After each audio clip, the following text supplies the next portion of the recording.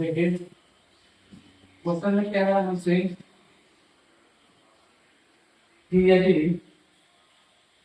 यदि x minus three buffer के square x two minus x square plus three x minus one का गुणनखंड है तब a का मान ज्ञात। तब हमको क्या करना है? a का मान ज्ञात करना है। हम जानते हैं कि यदि a का मान ज्ञात करना है और हमको दे दिया है कि a इसका गुणनखंड है। ये क्या है? गुणनखंड है। गुणनखंड का मतलब हो गया जो वैल्यू दी गई है यहाँ वैल्यू रखने पर क्या होता है? ये शून्य होता है। मान क्या होता है? क्या हो जाए? शून्य होता है। तो हमारे पास बहुपद है पी एक्स बराबर P square x cube minus x square plus three x minus one का गुणनखंड कौन है? इसका गुणनखंड हमारे पास है क्यू एक्स बराबर हमारे पास क्या है? एक्स माइनस थ्री है। तो हम इसे याद करके लिख सकते हैं x minus three equal to zero यानी एक्स बराबर कितने के? एक्स बराबर प्लस थ्री। अब एक्स की वैल्यू रख देते हैं। जो हमारे पास समीकरण है पी एक्स बराबर के square x cube minus x square plus three x minus one के।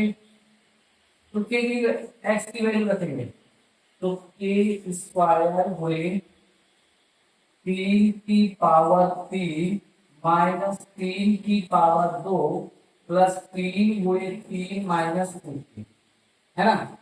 हम क्या किए? यदि बहुपद एक्स माइनस थ्री के square x cube minus x square plus three x minus one का गुणनखंड है तब के का मान ज्ञात। तो सबसे पहले हम जानते हैं जब गुणनखंड है तो इसका मतलब कि इसकी वैल्यू रखने पर क्या होना चाहिए? जीरो हो जाना चाहिए। तो हम वही काम किए क्यू एच जी एक्स माइनस थ्री या x minus three equal to zero x बराबर तीन। एक्स बराबर हमको क्या पता चल गया? तीन पता चल गया। और जब एक्स बराबर हमको तीन पता चल गया तो अब हम इसकी वैल्यू यहाँ पे रख देते हैं। रखने के बाद हमको मिलता क्या है? इक्वल टू जीरो करके करते हैं के स्क्वायर गुणे तीन त्रिका नौ त्रिक 27 माइनस तीन त्रिका नौ प्लस तीन त्रिका नौ माइनस तीन। तो 27 और 9 36 हो जाएगा इक्वल टू जीरो के स्क्वायर ओवर ये हमारे पास है 27 की स्क्वायर प्लस 9 माइनस 9 कैंसिल कर देते हैं minus a equal to zero के बराबर 27 की स्क्वायर बराबर एक। यानी आगे हम क्या कर सकते हैं के स्क्वायर स्क्वायर है ना ऐसे के स्क्वायर बराबर एक बटा 27। तो के बराबर हमारे पास क्या आ जाएगा? एक बटा अंडर रूट 27 के बराबर एक बटा अंडर रूट 27। ये हमारा क्या हो जाएगा? के की क्या मिल जाएगी? वैल्यू मिल जाएगी। के की वैल्यू मिल जाएगी।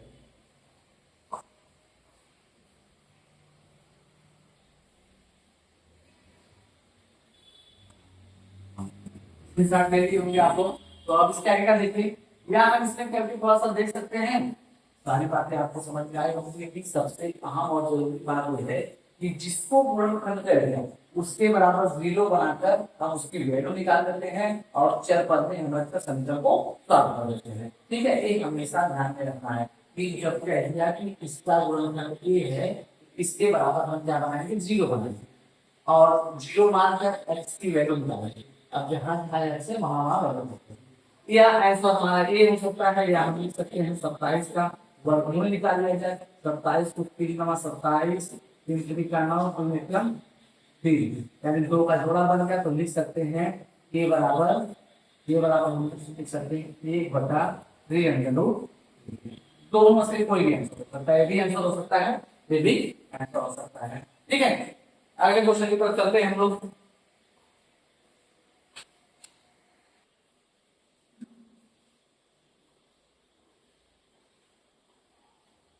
देखिए दूसरे क्वेश्चन पे कहना है, सवाल का दूसरा क्वेश्चन है, यदि x प्लस टू बहुपद इतने का गुणनखंड है। जब कह दिया बहुपद इतने का गुणनखंड है तो इसका मतलब कि इसका x की वैल्यू जो निकलेगी, इसके x की वैल्यू जो निकलेगी, इसमें रखने के बाद क्या होना चाहिए, 0 हो जाना चाहिए। जब इसका गुणनखंड है तो एक सिंपल सी बात हो जाती है। तो इसलिए सबसे पहले हम x plus two equal to 0 मानेंगे। तो हम दोनों को दो रूप मान लेते हैं, मान लेते हैं पी एक्स बराबर x cube plus 6x square plus 4x plus के, और जी एक्स इसको मानते हैं जी एक्स जो गुणनखंड है, जी एक्स बराबर एक्स प्लस टू के, एक्स प्लस टू के। तो सबसे पहले इसको हम सही करते हैं, x plus two equal to 0 के, एक्स बराबर माइनस दो के। क्यों हम इसको इस तरह करते हैं, क्योंकि ये क्या है, इसका गुणनखंड है, इसका गुणनखंड है। जैसे 93 94 क्वेश्चन में हम लोग पीछे देखेंगे, पहले हम वैल्यू मानते थे आभास संख्या का, इसके बाद हम इसके मान निकाल देते हैं। इस बार उसी का उल्टा चल रहा है। ठीक है, बात समझ आ रही है, इसको हम इस तरह से, अब जहां जहां x है वहां वहां वैल्यू रखेंगे। तो x बराबर -2 रखने पर, x बराबर -2 रखने पर, तो x cube plus 6x square plus 4x plus के इक्वल टू 0 के, -2 का क्यूब प्लस 6 गुणे -2 का स्क्वायर प्लस 4 गुणे -2 प्लस के इक्वल टू 0 के, 2 दूनी 4 दूनी 8 -8 प्लस 2 का वर्ग 2 दूनी 4 और 4 छक्का 24 प्लस प्लस माइनस इसका क्या होगा 4 दूनी 8 -8 प्लस के इक्वल टू 0 -8 कितना हो जाएगा -16 प्लस 24 प्लस के इक्वल टू 0। तो 16 में से 24 जाए, 8 से 14 यानी कितना बच जाएगा 8 प्लस के इक्वल टू 0 के। तो के बराबर कितना आ जाएगा -8 के की वैल्यू हमारी कितनी निकल गई -8 हो गई। सवाल आसान है, आप आसानी से समझ सकते हैं। ठीक है, कुछ लेके हैं ये इस प्रकार गुणनखंड है, तो जो गुणनखंड है उसके मान को रखने पर समीकरण को 0 बनाना चाहिए। तो हम क्या है जी एक्स बराबर एक्स प्लस 2 के, एक्स प्लस 2 इक्वल टू 0 के एक समीकरण मान ली, तो एक्स बराबर -2 हो गया, एक्स बराबर -2 हो गया। तो एक्स बराबर -2 की जो वैल्यू है, जहां जहां एक्स है वहां पे -2, वहां पे -2, वहां पे -2, -2 का 3 बार गुणा करेंगे तो 2 4 8 माइनस इसका गुणा करेंगे 2 का 2 बार 2 4 4 छक्का 24 -2 का 8 में गुणा 4 दूनी 8 -8 के इक्वल टू 0 -8 और -8 तो -8 कितना हो गया -16 और ये हुआ 24 प्लस के इक्वल टू 0 के। तो 24 में से 16 का कितना बचेगा 8 प्लस के इक्वल टू 0 के का पक्षांतर तो ये इधर निकाल गया -8 हो गया। इसके साथ हम इसका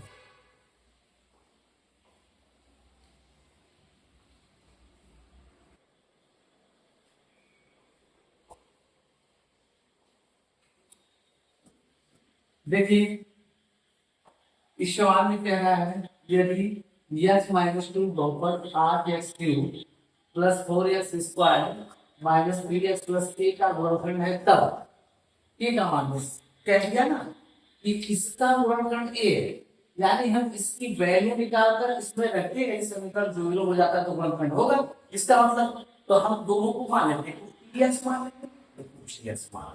ठीक है, तो हम देखते हैं कि x बराबर 8x cube plus 4x square minus 3x plus 3।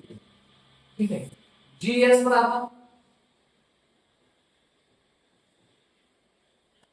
X minus to, ठीक है, एक्स माइनस टू। तो हम लिख लेते हैं समीकरण बना के x minus two equal to zero के, यानी एक्स बराबर प्लस, एक्स बराबर कितना आ गया प्लस, अब इसमें रख लेते हैं एक्स बराबर प्लस दो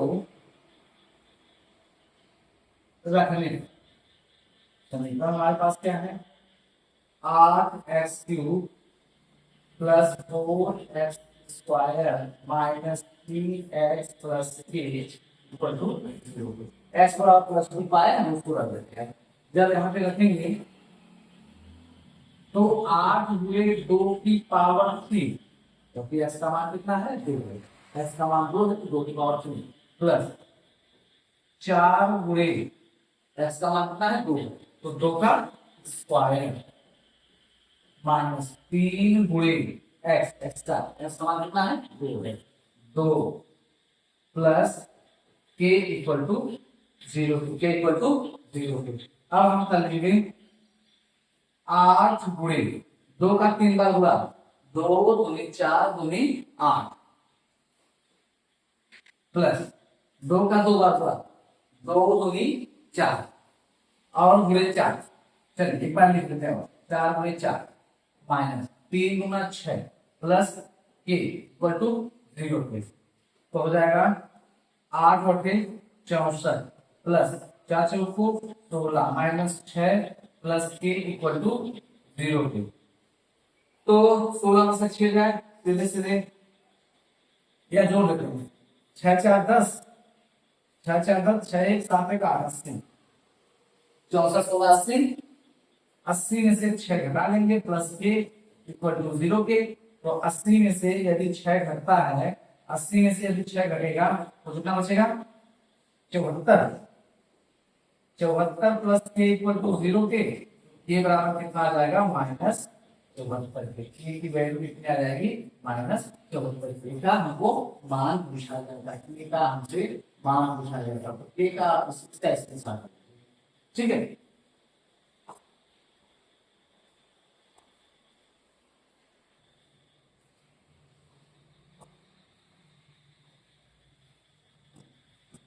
देखिए हमसे कह रहा है गुणनखंड करने का प्रयोग करके दर्शाओ, इस बार आपको सिद्ध करना है कि क्या इसका गुणनखंड है, x माइनस टू वह पर कितने का गुणनखंड है, तो हम जानते हैं कि यदि गुणनखंड होगा तो मान रखने पर या की वैल्यू रखने पर क्या हो जाना चाहिए, जीरो हो जाना चाहिए।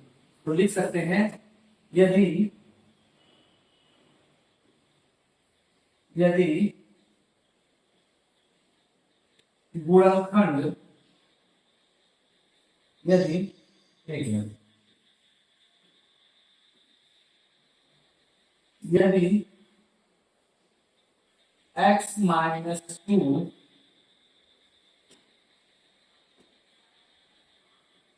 उपरोक्त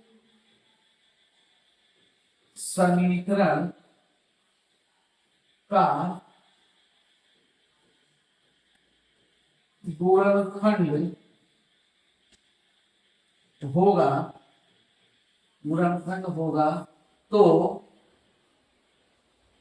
x का मान, x का मान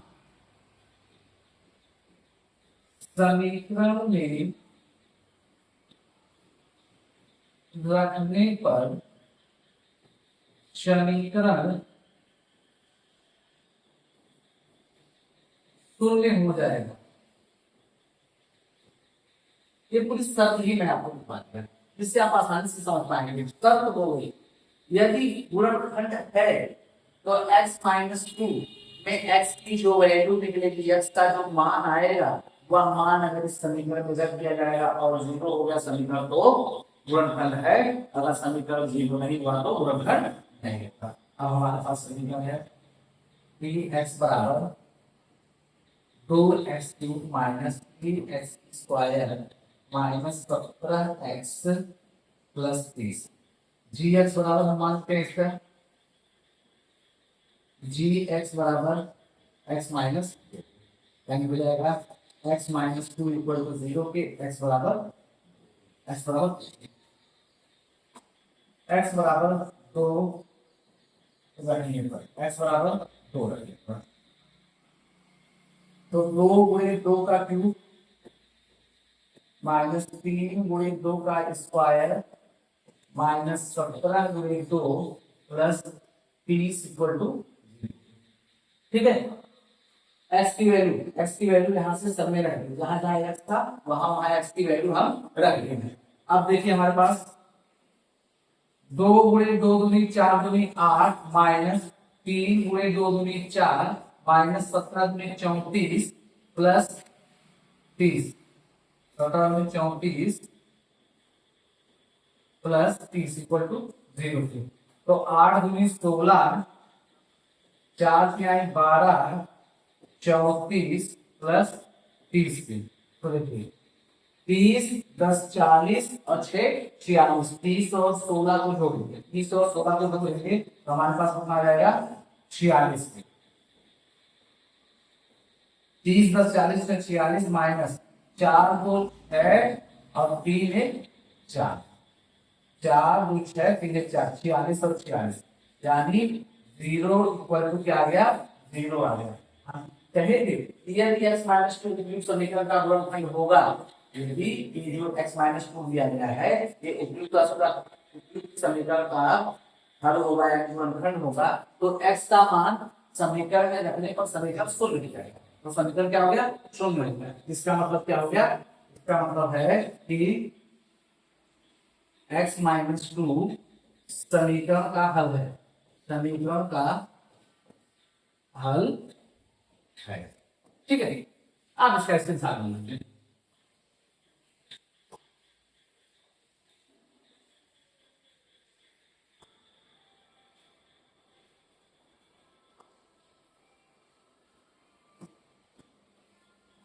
गुणनखंड प्रमेय के प्रयोग से दर्शाइए कि गुणनखंड प्रमेय के प्रयोग से दर्शाइए कि x - 1 बहुपद 4x³ plus 3x² minus 4x - 3 का गुणनखंड है। बात वही पिछले सवाल वाली सेम है, 18वें का दूसरा क्वेश्चन है। तो हमको पता है कि यदि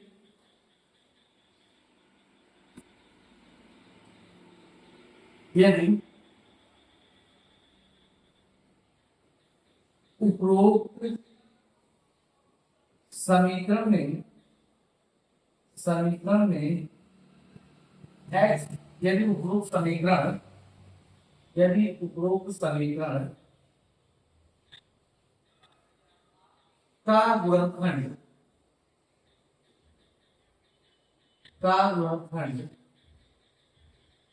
x -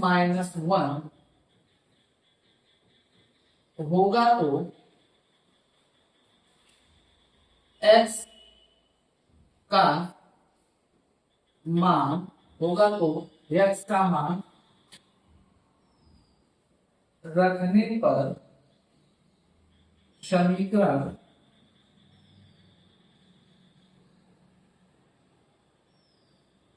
शून्य हो जाएगा। वही लैंग्वेज वही बात, बस थोड़ा सा लैंग्वेज करेक्ट कर दिए कि अगर वो वाली लैंग्वेज आपको नहीं समझ में आई होगी जो इसके पहले लिखा था, तो ये वाली लैंग्वेज आपको समझ में आ जाए, बात वही कही गई है। दोनों ही क्वेश्चन को आगे पीछे आप रिविजन करके देख लीजिएगा, सेम क्वेश्चन है, सेम लैंग्वेज में बताया जा रहा है, बस लिखने का थोड़ा सा तरीका बदल दिया गया है। अगर वो वाला तरीका आपको अच्छा लगेगा तो उसको, नहीं तो इसको आप यूज करिए। माइंड में आपको बैठना है, आपको सोल्यूशन में ऐसा कुछ लिखना नहीं है, ये मैं आपको बस इस तरह बता रहा हूँ कि आप समझ पाए। दोबारा जब आप देखें अपने नोट्स को तो आपको समझ में आए कि कैसे क्या किया गया है, ठीक है। देखिए px बराबर 4x³ minus 3x² minus 4x minus 3, gx बराबर मानते हैं gx बराबर x माइनस 1, तो x - 1 इक्वल टू 0 के या करके लिख सकते हैं x बराबर कितने के 1 के, क्योंकि माइनस 1 के घर पर छापर होगा क्या बन जाएगा, प्लस 1 हो जाएगा, क्या बन जाएगा, प्लस 1 बन जाएगा, प्लस 1 बन जाएगा, ठीक है। x बराबर 1 रखने तो 4 × 1 का क्यूब माइनस 3 × एक का स्क्वायर माइनस 4 गुणे 1 माइनस 3 इक्वल टू 0। 4 1 का 3 बार का होगा कितना होगा? एक ही होगा। 1 का 2 बार का होगा तो क्या होगा? एक ही होगा। 4 का 1 में गुणा करेंगे तो क्या होगा? देख लेते हैं इसको भी इसी तरह। Minus 3 equal to 0। 4 का 1 में गुणा 4, 3 का 1 में गुणा 3, 4 का 1 में गुणा 4, माइनस 3 इक्वल टू 0। आप देखिए प्लस 4 माइनस 4 कट गया, और यहां पे इसको भी तो कटना चाहिए। सवाल गलत तो नहीं हो गया है? 4x है, 4x हो गया। देखो यहाँ प्लस है, कहाँ सवाल हो गया है, यहाँ प्लस था, प्लस 3 हो गया। अब एक 3 और ये 3 आपस में कैंसिल हो गया। अब हमारे पास क्या आ गया? 0 बराबर 0। अगर 0 बराबर 0 आ गया तो इसके अनुसार पर क्या है? आता ना x माइनस 2 समीकरण का गुणनखंड है। तो ये पूछा का गुणनखंड है, समीकरण का गुणनखंड है। देखिए दोनों ही सवाल सेम है, सेम तरीके से लगाए गए हैं, कुछ चेंज किया गया है तो सिर्फ लिखने की लैंग्वेज को चेंज कर दिया गया है। तो आपको जो लैंग्वेज अच्छी लगेगी आप उसको नोट कर लीजिएगा। ठीक है, दोनों अठारह के पहले और अठारह के दूसरे क्वेश्चन में इसका स्क्रीनशॉट लीजिए।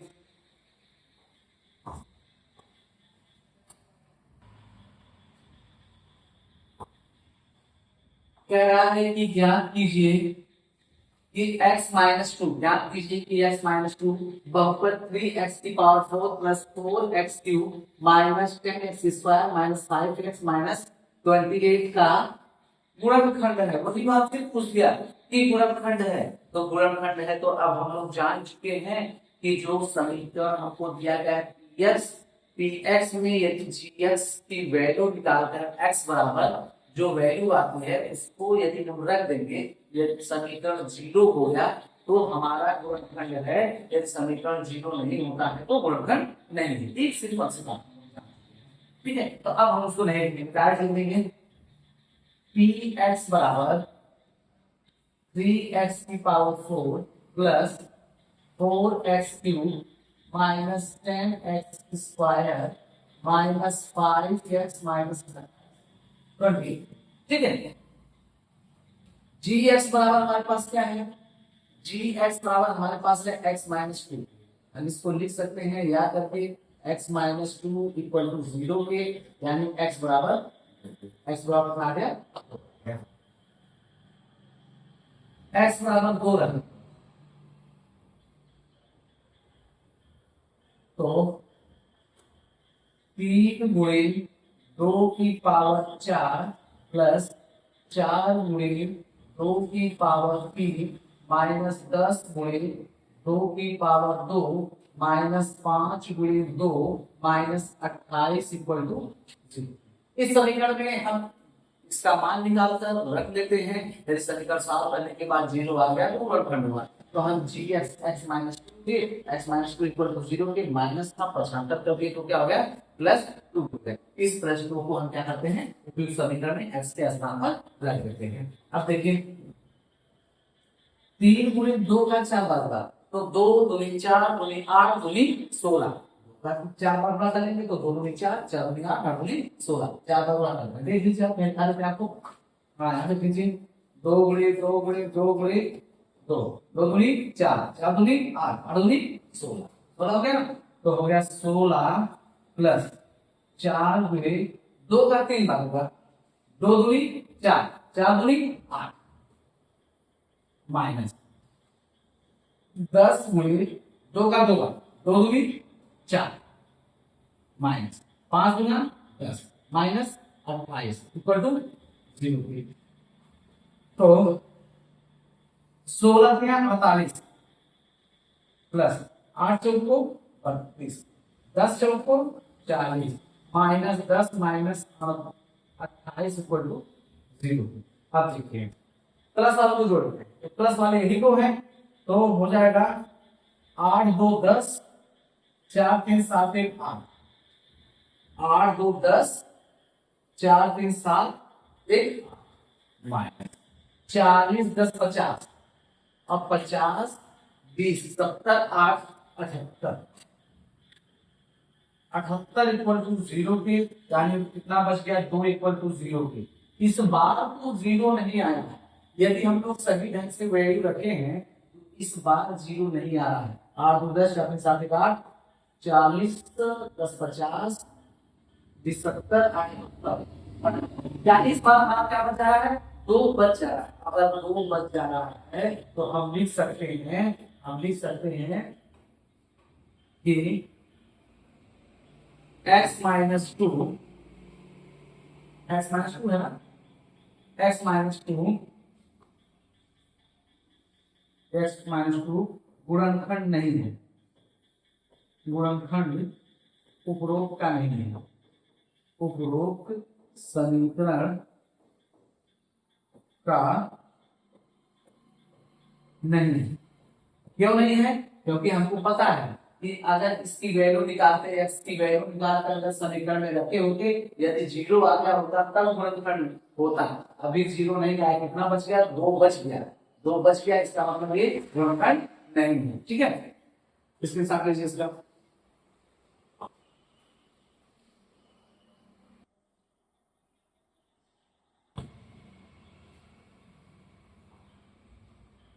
कह रहा है कि दर्शाइए कि x प्लस 5 बहुपद f x cube plus x square plus 3x plus 115 का गुणनखंड है। वही बात सेम है, ठीक है, कि हमको अगर वैल्यू करते हैं कि अगर 0 आएगा तो गुणनखंड है, नहीं 0 आया तो गुणनखंड नहीं है। देख लेते हैं fx बराबर कितना दिया है, x cube plus x square plus 3x plus 115, ठीक है। जी एस बराबर x प्लस 5, तो लिख सकते हैं x प्लस 5 इक्वल टू 0 के, तो x बराबर -5, x बराबर -5। अब हम इसमें रख लेते हैं x बराबर -5 रखने पर तो -5 की पावर 3 प्लस -5 की पावर 2 प्लस 3 गुणे -5 प्लस 115 इक्वल टू 0। हमको चेक करना है कि x माइनस 5 उपयुक्त समीकरण का गुणनखंड है या नहीं।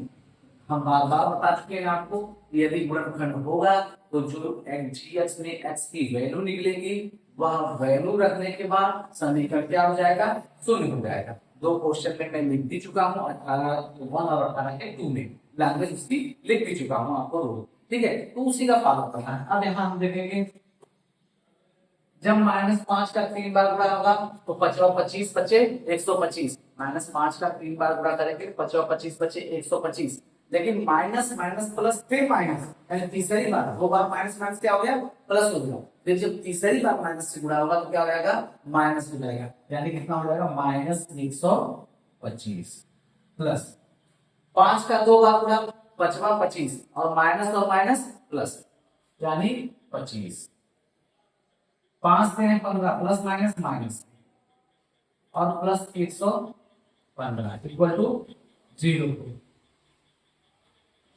तो -125 और -15 को जोड़ते हैं तो कितना हो जाएगा -5 5 10, 2 1 3 1 4 हो जाएगा, 5 5 10, 2 1 3 1 4 और 3 140, -140 हो जाएगा प्लस 5 5 10, 2 1 3 1 4 और 140 equal to 0। Plus minus same है, घट जाएगा यानी 0 बराबर 0, तो कह सकते हैं अतः एक्स प्लस 5 उपरोक्त समीकरण का हल है। कह सकते हैं कि x प्लस 5 उपयुक्त समीकरण का क्या है, हल है, क्योंकि इसकी वैल्यू रखने पर 0 हो गया है। ठीक है,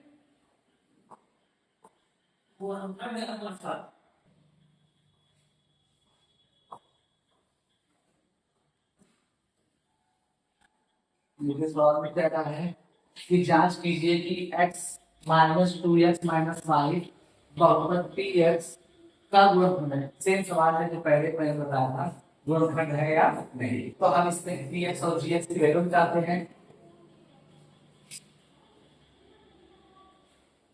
px बराबर 3x की power 4 plus 5x cube minus 2x square minus 4। gx बराबर हमारे पास हो जाएगा -2x माइनस 5। या करके हम इसको लिख सकते हैं -2x माइनस 5 इक्वल टू 0। पक्षांतर कर लेते हैं हमारा -2x बराबर 5 के, यानी x बराबर 5/2। कैसा माइनस इधर है, या करके हम लिख सकते हैं x बराबर -5/2। अब यदि x बराबर -5/2 x की वैल्यू रखने पर यदि समीकरण 0 हो जाता है तो या इसका गुणनखंड होगा, यदि 0 नहीं होता है तो गुणनखंड नहीं होगा।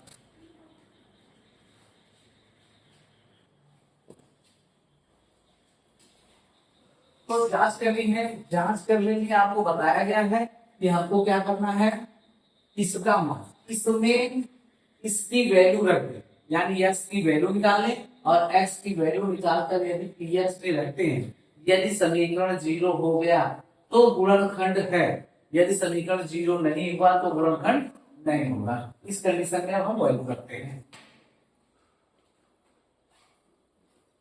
3 गुणे -5/2 x की वैल्यू यहाँ से निकालें, x की वैल्यू -2x माइनस 5 थी, -2x माइनस 5 इक्वल टू 0 के माइनस का पक्षांतर कर दे, इधर जाके -5 क्या हो गया, प्लस हो गया -2x के, फिर 2 गुणे में था, इधर जाके क्या होगा बटे -x बराबर 5/2। आगे कर लिए हम माइनस उधर दे दिया, यानी x बराबर -5/2। x की वैल्यू हम लोग निकालते हैं -5/2, तो रखते हैं -5/2 की पावर 4 प्लस 5 गुणे -5/2 की पावर 3 माइनस 2 गुणे -5/2 की पावर 2 -4 इक्वल टू 0। ठीक है, वैल्यू रखते हैं, इसका सोल्यूशन करते हैं।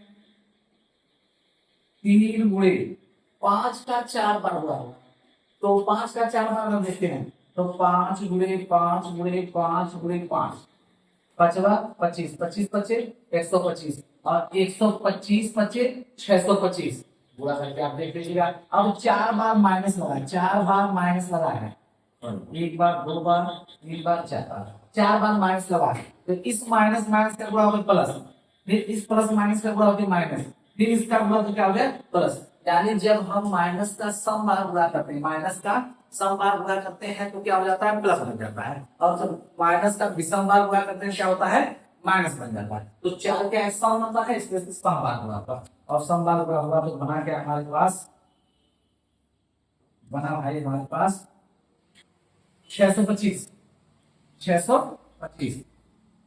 5 का 4 बार गुणा बचा 25 बचे 125 125 बचे 625। इसी तरह 2 का 4 बार गुणा, तो 2 दूनी 4 दूनी 2 दूनी 4 दूनी 8 दूनी 16 प्लस का निशान 5 गुणे 5 का विषम कितनी बार गुणा होगा, विषम बार होगा, इसलिए माइनस होगा। 25 बचे 125 -125 बटा 2 दूनी 4 दूनी 8 की माइनस 5 का कितनी बार गुणा होगा, सम बार गुणा होगा, तो 5 25 बटा 4 -4 इक्वल टू 0। इसका गुणा कर लेते हैं इसमें। 3 × 5 = 15, 3 × 5 = 15, 3 × 6 = 7 और 3 × 6 = 18, 18 और 1 18 और 18 हो जाएगा। 3 × 5 = 15, 3 × 6 = 7, 3 × 6 = 18 बटे 16 माइनस गुणा करेंगे 5 और 25, 5 × 10 = 12, 5 × 10 = 12, 5 × 5 = 6, 625 बटे 8 माइनस 25 बटे 4 माइनस 4 बटा 1 इक्वल टू। ठीक है, अब इसमें सबका एलसीएम यदि निकालेंगे तो 16 है। एलसीएम कितना आएगा? 16 है। हम आपको निकाल के दिखा देते हैं। 16, 8, 4 और बस निकालना है। 2 काटते हैं, 2 बटे 16, 2 चौको 8, 2 दूनी 4, फिर 2 2 चौको 8, 2 दूनी 4, 2 एकम 2, फिर 2 2 दूनी 4, 2 एकम 2, फिर यानी 2 दूनी 4, 2 8 दूनी 16। इसका एलसीएम कितना आएगा? 16 आएगा। मैं आपको पहले बता दें इसका एलसीएम कितना आएगा? 16 आएगा। आप इसको आसानी कर सकते हैं, नंबर कट लिया है तो काट भी सकते हैं। फिलहाल हम लोग इसका आसानी से एलसीएम निकाल लेते हैं। एलसीएम हमारा निकाल जाएगा 16, पूरे का एलसीएम हम निकालेंगे 16 एलसीएम निकाले। जब हम इससे भाग देंगे, जब हम इससे भाग देंगे तो हमारा क्या करेगा? तब जाएगा हमारे पास कितना बच जाएगा? 875 माइनस। जब 8 से भाग देंगे, 8 से भाग देंगे तो 8 × 16, 2 × 625 माइनस जब 4 से भाग देंगे 4 × 16, 4 × 25 माइनस जब 16 से 1 से भाग देंगे तो 16 × 4 इक्वल टू। अब देखो 16 का यही इसी के साथ गुणा करके 16 जब 0 के साथ गुणा करेगा तो 16 क्या हो जाएगा? 0 हो जाएगा। 16 की बात अब यही समाप्त हो जाएगी। 16 यहाँ से जाकर 0 के साथ गुणा करके 16 क्या करेगा? समाप्त हो जाएगा। 16 जब समाप्त हो जाएगा तो आगे की तरफ हम लोग देखेंगे 1875 तो वही रहेगा माइनस 5 × 10, 2 × 4 = 5, 5 × 10, 2 × 4 = 5 और 6 × 12, 1250 माइनस 25 चौक को 100 और 16 चौक को 64 इक्वल टू 0। ठीक है, 12 × 1 = 13 और 64 जोड़ लेंगे यानी हो जाएगा 1875।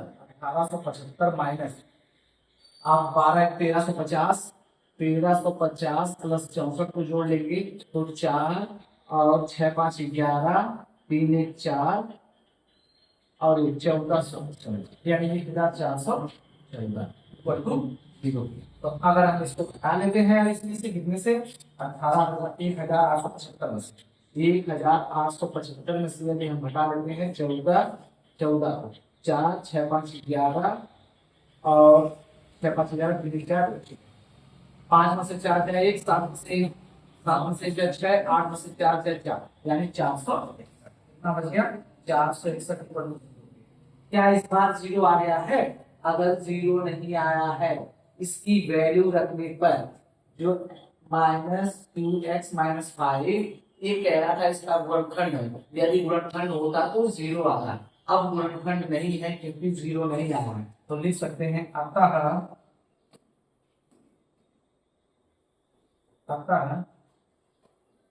-2x - 5 उपरोक्त समीकरण का गुणनखंड नहीं है।